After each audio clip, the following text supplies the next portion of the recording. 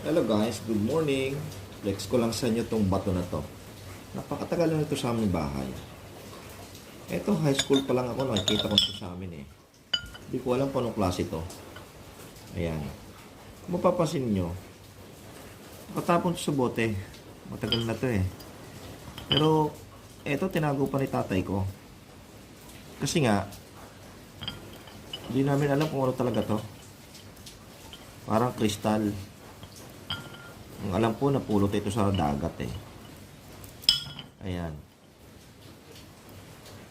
Pero parang may mga bote-bote o diamond.